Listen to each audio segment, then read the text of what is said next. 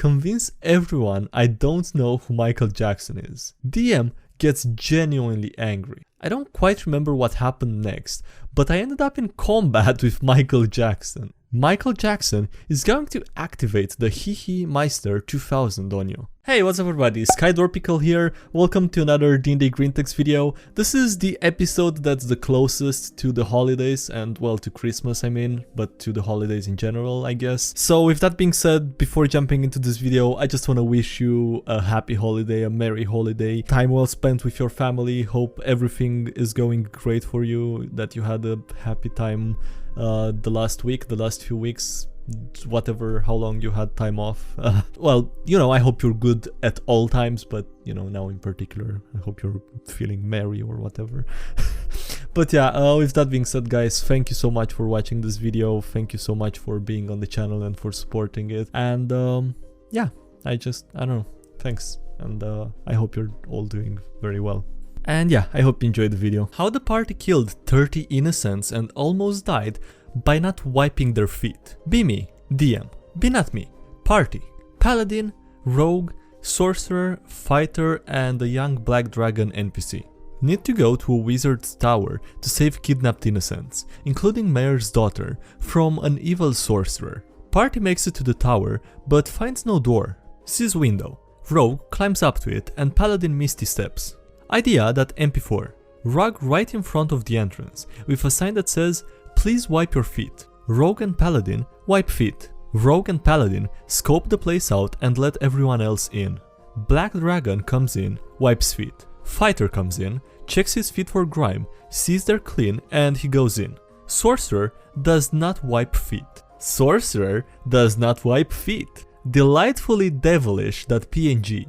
You have now been grappled. It's a rug of smothering. Roll initiative. Rogue hits the rug with a sneak attack, does 31 damage. You what? That mauve? Rug of Smothering has an ability that makes it so if it's grappling someone, if it gets attacked, both it and the grappled victim split the damage evenly.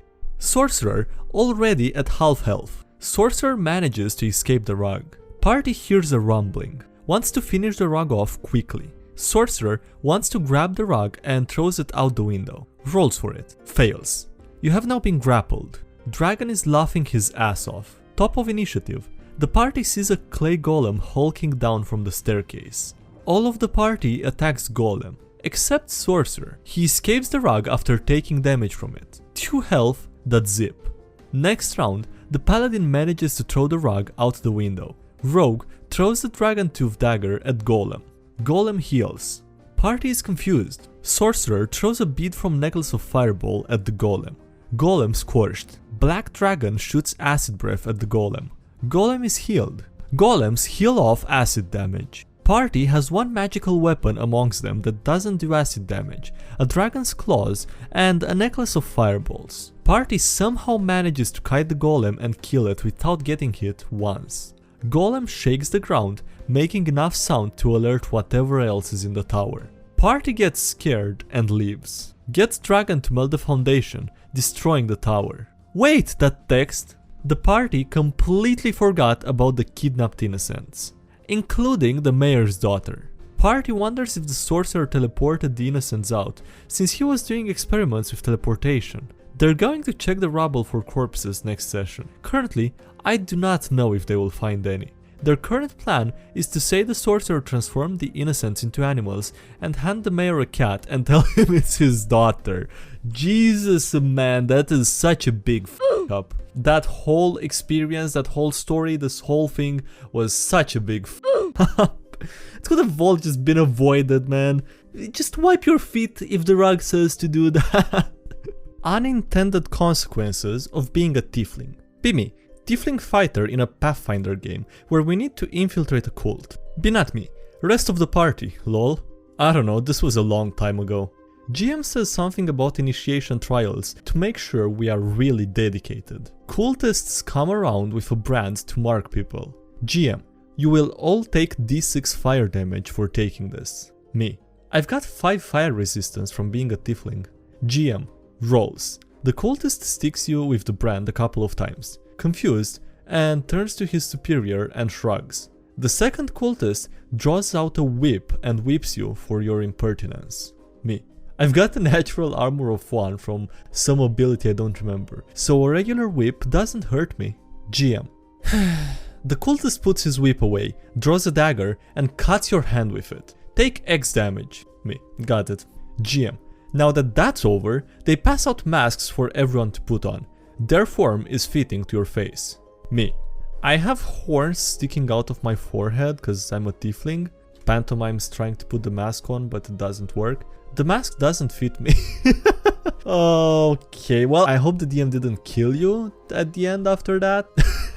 Also, it's amazing how mad the DM got just for something so small like that. Jesus Christ. It's not a lot to go on about, but I feel like that, I don't know, it's just from what the story says, it just feels like a bit of a bad DM over here. Kind of like a 5 out of 10 DM. Barbarian can take anything, except that. Be me, Goliath Zealot Barbarian. Be not me, Genasi Archaeologist Warlock and 3 other party members. Traveling in our airship when Warlock requests stop at a ruined dragon temple nearby. He's a ruin, nerd. No surprise there. Sure thing, dude. In the main chamber, he requests I put my cool relic dragon claw on the altar. Might do something. Okay, but this is gonna be my super cool dragon weapon later, so be careful. Warlock proceeds to summon Umbrocana, the Scaled Tyrant, a massive evil dragon big bad evil guy from previous campaign set thousands of years prior, whose claw I was gonna make a dope weapon with. Oh Dragonlord will spare us in thanks for the summoning, and starts to take off. Barbarian instinct takes over. I grab one. Raging Barbarian now clutching to ancient evil dragon in the sky. I'm at least gonna chop off a horn, as a final f*** you, and also so that I still get my future dope weapon. Dragon starts casting a spell, warns me that I'll regret staying. F you, Dragon Man, I'm a zealot, even death won't stop me. Warlock warns me to get off, like I'll trust a traitor. Umbrocana casts Plane Shift. My face when I'm stuck on the plane of Acheron with the equivalent of Dragon Hitler, where he plans to build his army of destruction. Well, you're not dead, and you're not dying, which I think is worse than being dead at that point. But at least he's alive, you know? Look on the bright side, at least he's alive. Hee-Hee'd to death. Be me, level 14 Tabaxi Bard. In a campaign run by a DM who has a reputation for running campaigns that start normal and then become more and more insane and absurd as time goes on. Campaign relatively normal so far, if only I knew. I get stranded a couple of thousand miles away from the rest of the party by riding on a giant's shoulder. I decide to start a band to get enough money to buy a horse and carriage to ride my way back. DM gives me a selection of real-world musicians to have in my band. Convince George Harrison, Taylor Swift and Keith Moon to join. First night goes well, get some gold. Second night, Taylor Swift rolls a 1 on performance and someone throws a brick at them. Taylor Swift is in a coma. We need a new musician. DM says that I can choose Michael Jackson. Decide to pull a funny. Isn't that the guy from that one Sega game? Convince everyone I don't know who Michael Jackson is. DM gets genuinely angry. I don't quite remember what happened next, but I ended up in combat with Michael Jackson. Michael Jackson is going to activate the Hee-Hee'd 2000 on you. The Hee-Hee'd 2000. That attack was genuinely called that. Fail saving throw. Fall unconscious. Wake up in Michael Jackson's basement in chains. Can't do anything. Decide to pull another funny. Because the last one turned out so well. Ask if I can roll to extend my fingers. End up ripping my fingers off. Ask if I can reattach. Don't have any medical supplies or healing spells prepared. Just stick them out there. End up hurting myself more. I end up rolling terribly to fix myself, so I roll to fix that thing. After a series of attempting to fix myself and hurting myself more, I ended up impaling myself on my own arm with my hand ripped off and exhaustion level 4. Asking to extend fingers is now an inside joke, meaning to ask to roll for something ridiculous and unreasonable. Michael Jackson comes downstairs. Gotta stick to the rules. Remind me what Michael Jackson did again? I'm immediately hit with the Hee-Hee'd Mega Combo Breaker. The Hee-Hee'd Mega Combo Breaker. This was probably the session where our DM's level of weirdness came to sight. Fail saving throw. Wake up in a strange place. It's the afterlife. I managed to escape and wake up near party. I was killed by the Hee-Hee'd mega combo breaker. That was probably the second most memorable thing that happened to one of my characters in a campaign, and definitely one of the weirdest. Otherwise, the campaign was surprisingly normal. Gonna be honest, a little weird, maybe a bit too much, the fact that the DM got mad because you because you didn't know who Michael Jackson was, and like you were actually pretending. It's not like you didn't know, but even if you don't know, why would he react to that like that? Also, I don't know if it was intentional or part of the story, but Michael was misspelled throughout the whole story. That kept bothering me, but I didn't want to interrupt the story. How our sorcerer got the horse title. Be me, Drow Bard with a Raven familiar. Be not me, Moon Elf Druid, Human Shadow Sorcerer, Elf Wizard, and Firbolg Druid. Party decides to call it a night. They all go to the bathhouse. Decide not to join them and get a room for myself. Wizard conjures a tower and they all stay in. Firbolg Druid. Wait, I forgot to tell Drow Bard we're here. Sends an animal messenger. I receive animal messenger.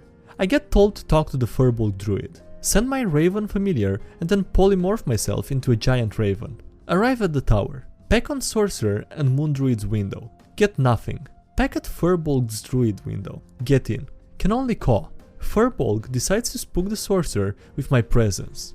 Sorcerer gets spooked and knee-jerk reactions via Trillic Sphere. Not wise enough as a Raven to see it and counterspell. Party takes damage. Floor is melted, ceiling is melted, and 3 floors are f***ed on that tower. Shrug and go back to my own in-room. Firbolg Druid spends the night on the tower's ceiling. Sorcerer and other Druid have no rooms now. They all go to the closest tavern. Tavern's all full.